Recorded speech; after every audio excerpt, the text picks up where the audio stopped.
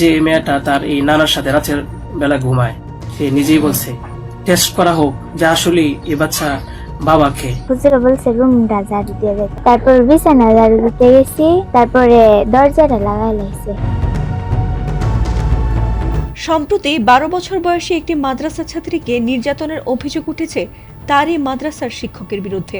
শুধু তাই নয়, সেই অত্যাচারের ফলে শিশুটি এখন 7 মাসের গর্ভবতী বলেও জানা গেছে।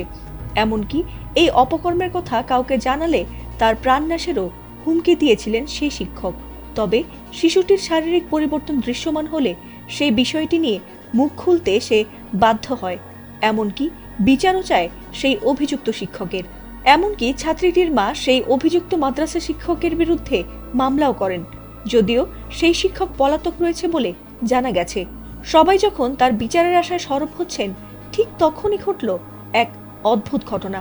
অজ্ঞাত স্থান থেকে এবার লাইভে এসে চাঞ্চল্যকর বার্তা দিলেন সেই শিক্ষক।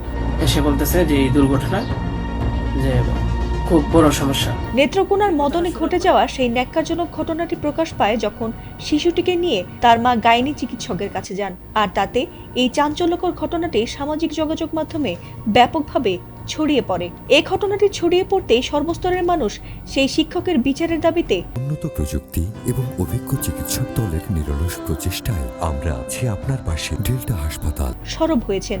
আর ঠিক সেই মুহূর্তেই থাকতে না পেরে লাইভে এসে বার্তা দিয়েছেন সেই অভিযুক্ত শিক্ষক। জানিয়েছেন শিশুটিকে তিনি মোটেই কোনো নির্যাতন করেননি। আর সেই ভিডিও এবার ছড়িয়ে পড়েছে নেট দুনিয়ায়। বিছানা ঝাড়ু দিতে গেছি, তারপরে দরজাটা লাগাই লাইছে, তারপরে এরকম। নিজের বক্তব্যকে সত্য দাবি করে ভিডিও বার্তায় সেই অভিযুক্ত শিক্ষক এবার দাবি করলেন যে সেই ছাত্রীকে তিনি ধর্ষণ করেননি এবং তার মানহানি করতে এমন স্পর্শকাতর বিষয়টির সঙ্গে তাকে জড়ানো হয়েছে। ভিডিওতে তিনি এসব অভিযোগের তীর মেয়েটির নানার দিকে দিয়ে সব অভিযোগ অস্বীকার করে বিষয়টি প্রমাণের জন্য ডিএনএ পরীক্ষারও দাবি জানান আর অনুরোধ করেন তার বিরুদ্ধে কোনো অপপ্রচার না ছড়াতে। এ সময় তিনিও দোষীর উপযুক্ত শাস্তির দাবি জানান। আসার পরে জিজ্ঞাসা করা হলো যে কেন, কি অবস্থা, কোথা থেকে আসছো? সে বললো যে ঢাকায় চলে গেছিলাম, এখন নানা ভাই জোর করে নিয়ে আসছে আমারে। পরবর্তীতে আমরা এটাও জানতে পারি যে এই মেয়েটা তার এই নানার সাথে রাতের বেলা ঘুমায়, সে নিজেই বলছে আপনারা অপরাধী খুঁজে বের করার আগেই যদি আমাকে অপরাধী বানিয়ে ফেলেন, তাহলে তো আসল অপরাধী পার পেয়ে যাবে, আসল অপরাধী তো ছাড়া পেয়ে যাবে। আপনাদের কাছে আমি অনুরোধ করে বলি, আপনারা আসল অপরাধীকে খুঁজে বের করুন, টেস্ট করা হোক যে আসলে এই বাচ্চা বাবাকে।